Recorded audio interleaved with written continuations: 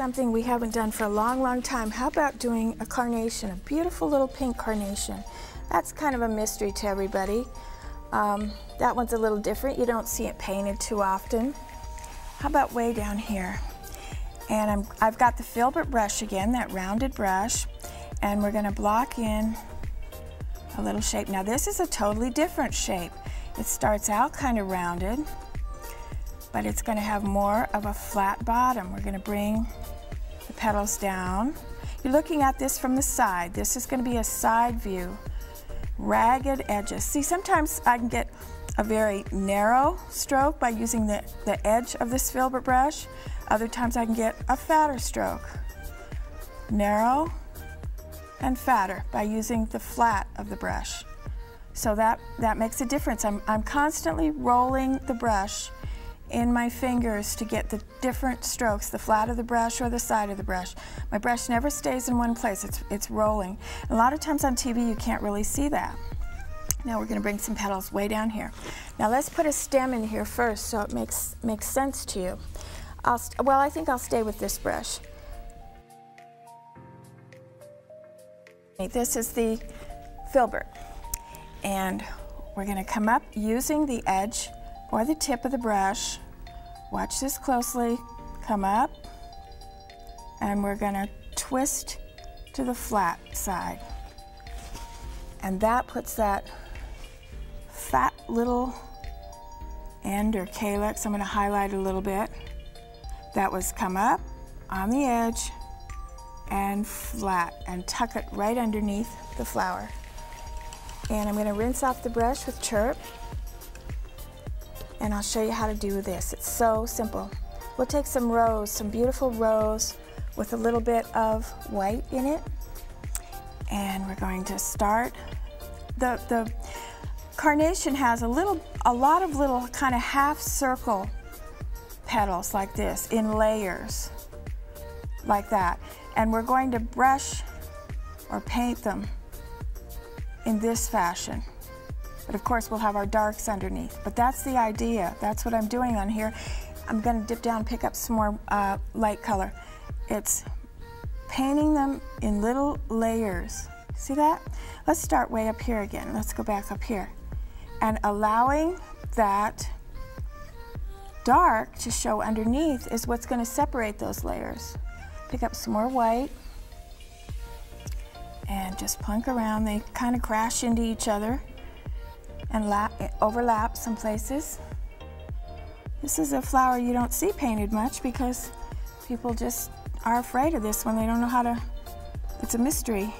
Maybe some of them have little points coming out as they drop down. Now remember, this is the side view of the carnation.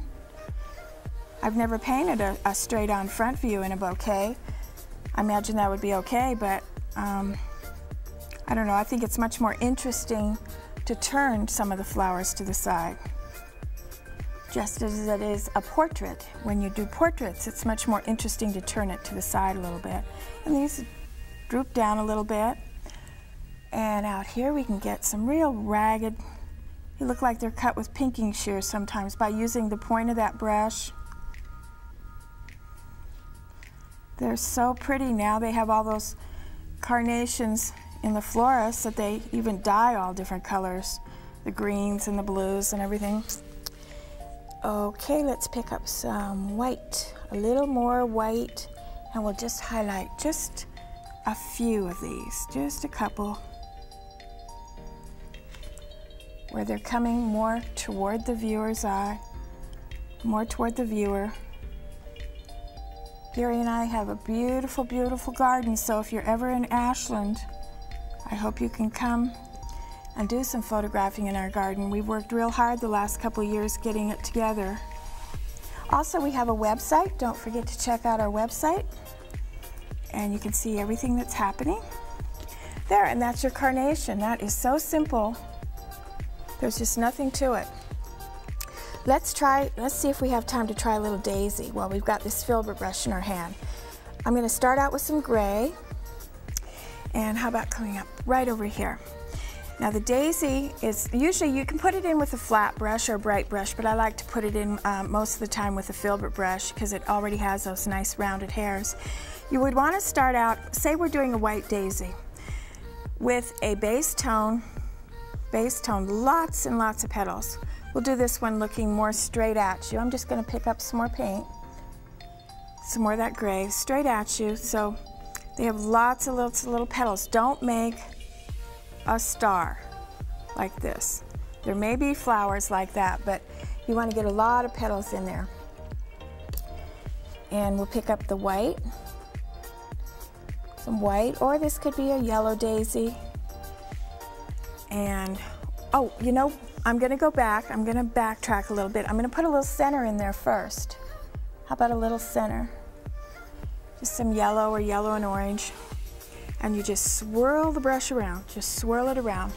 You could pick up a little sienna and orange and maybe get a little darker toward the bottom. And then we'll rinse off our brush and pick up our white. And you're going to start at the outside edge and push and lift, push and lift, push and lift, allowing some of that gray to show through. Push, push, push, push. And around the back, petals, oops, got a little pink in there. Well, that's okay. We'll just leave it in there.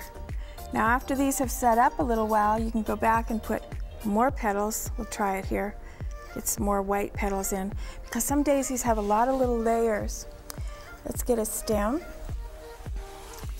On this one, come up with the edge of the brush, push, maybe some little leaves. Little leaves out here. The right brushes are so important. I mean, it's just, you wouldn't want to have an operation by a surgeon and have old beat up instruments and have them all rusty or whatever. You just have to have the right tools. Let's do a little bud maybe up here, and let's put it right up here. This one is maybe just partly open. I'm just gonna aim to a center point here with a bunch of little petals. Get a little bit of white on the front side of it.